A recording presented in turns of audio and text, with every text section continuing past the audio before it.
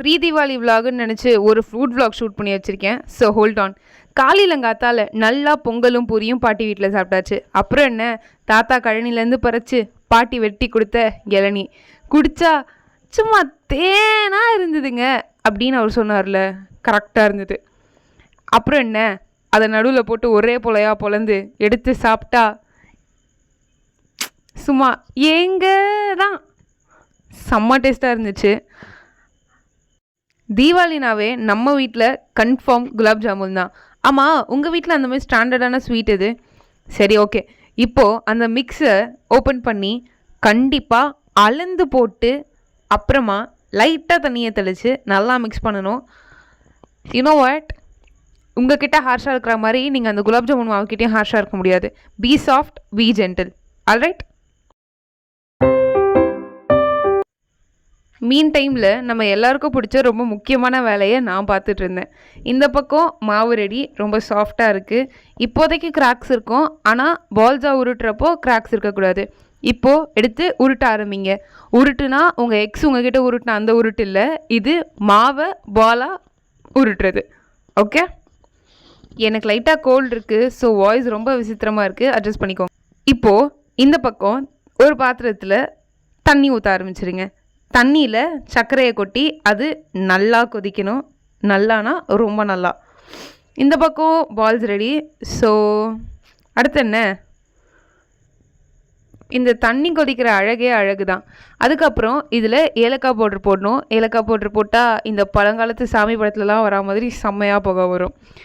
சரி, இப்போது அடுப்பை பற்ற வச்சிடலாம். பற்ற வச்சுட்டு கண்டிப்பாக ஒரு பாத்திரம் வைக்கணும்ல, வச்சுட்டு எண்ணெய் ஊற்றலாம். எண்ணெய் வந்து பிராண்ட் நியூவாக ஒரு ஆயில் யூஸ் பண்ணிங்கன்னா நல்லது, இல்லைனா ஒரு மாதிரி ஸ்மெல் வரும் குலாப் ஜாமுன். இப்போ எடுத்து பால்ஸை எண்ணெய்க்குள்ளே ட்ராப் பண்ண ஆரம்பிச்சிருங்க. ட்ராப் பண்ண பால்ஸ் கொஞ்சம் ஒரு மாதிரி நல்லா ரெட் இல்லை ப்ரௌன் கலரில் வரணும். பால்ஸ் இவ்வளோ குட்டி குட்டியாக இருக்கேன்னு யோசிக்க வேணாம். குலாப் ஜாமுன் நல்லா ஊறின பிறகு அதுவாக வந்து ஒரு மாதிரி நல்லா பெருசாகிடும். ஸோ இப்போ இது வேகணும். வேகிற வரைக்கும் நம்ம வெட்டி தான் அப்படின்னு நினச்சி விட்டிங்கன்னா தலைவன் கரிஞ்சிருவான், அப்புறம் கசந்துருவான். நீங்கள் வந்து விடாமல் மிக்ஸ் பண்ணிட்டே இருக்கணும். அதுக்காக போட்டு உடச்சி விட்றாதீங்க. நான் எக்ஸை பற்றிலாம் பேசினேன்ற கோவத்தில் எப்படி நீங்கள் செஞ்சீங்கன்னா குலாப் ஜாமுன் நீங்கள் தான் சாப்பிடுவீங்க. So you better take care of that.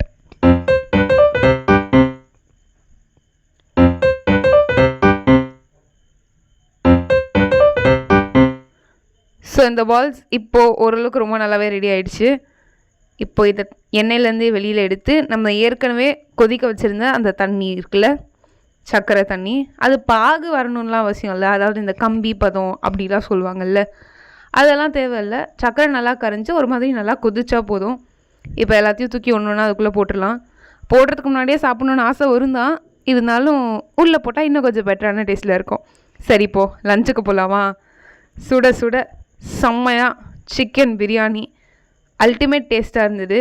ஆனால் வீடியோவில் தான் பார்க்க கொஞ்சம் விசித்திரமாக இருக்குது, நானும் ஒத்துக்கிறேன். பட் டேஸ்ட்டு வேறு லெவல்.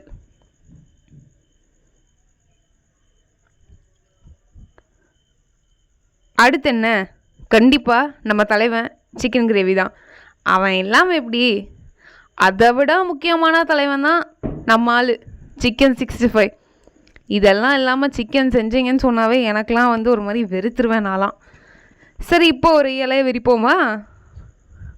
விரித்த இலையை நல்லா தட்டிட்டு நம்ம செஞ்சு வச்ச குலாப் ஜாமுனை 2 போட்டுட்டு அதுக்கப்புறமா சிக்கன் 65 சும்மா கை நிறையா அள்ளி வைக்கலாம், தப்பில்லை. அதுக்கப்புறம் raita, and there comes our thalaivi biryani. அள்ளி போடுங்க, நல்லா அள்ளி போடுங்க, இலை பூரா அள்ளி போட்டுருங்க.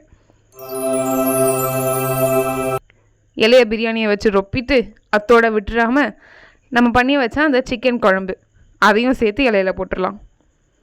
இப்போ அந்த குலாப் ஜாமுன் எடுத்து வாயில் போட்டால் ஏங்க அதே தான், அதே ஃபீல் தான்.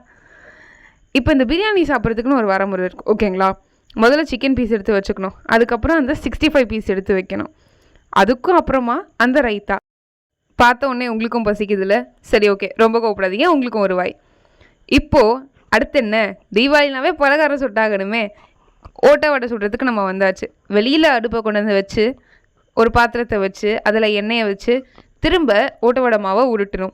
இந்த உருட்டும் மாவு உருட்டு தான், உங்கள் எக்ஸோட உருட்டு இல்லை. ஆனால் இப்போ உங்கள் எக்ஸுக்கு வேலை வந்துடுச்சு. அவங்க மேலே இருக்கிற மொத்த கோத்தி காமிக்கிற மாதிரி வச்சு ஒரே அழுத்தி விட்ருங்க.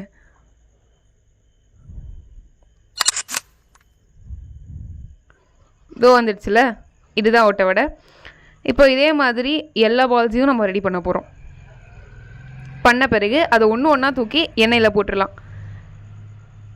எண்ணெய் கடாய் கொஞ்சம் டேஞ்சர் தான், பட் ஒரு மாதிரி ஃபன் பண்ணலாம் அங்கேயும் ஆக்சுவலி.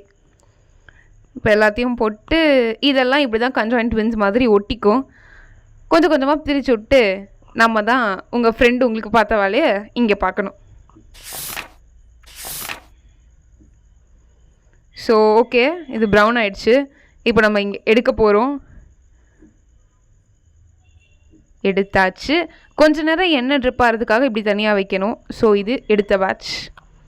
அடுத்து முறுக்கு இல்லைனா எப்படி, அதனால் மாவை ரெடி பண்ணி முறுக்கா பிழிஞ்சு